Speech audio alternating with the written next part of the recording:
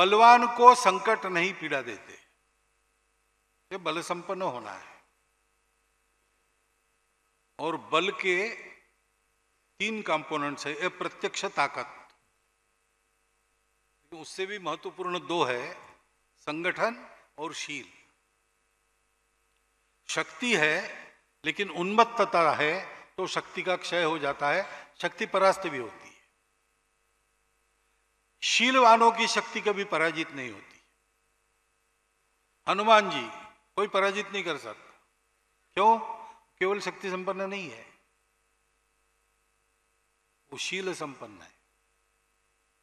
और दूसरी बात है कि एक व्यक्ति के बारे में 2 ठीक है, लेकिन समाज की ताकत समाज के संगठन में होती है, अपनेपन में होती है, एक दूसरे के प्रति संवेदना और सुख दुख में भागदौड़ के कारण होती है।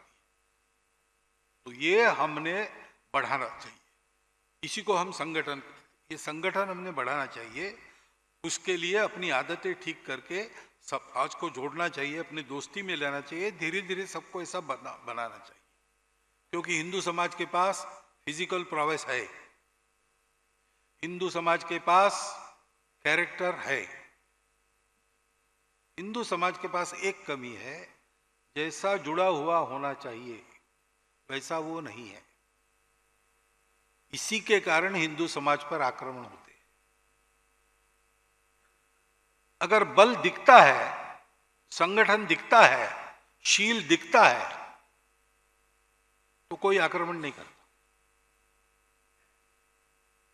शेर निकला अपनी गुफा से और सामने एक खरगोश मिला, पकड़ा उसको, बोल जंगल का राजा कौन है? वो थर-थर कांपने, महाराज कौन, दूसरा कौन हो सकता है? आप ही। हाँ ठीक है, जाओ।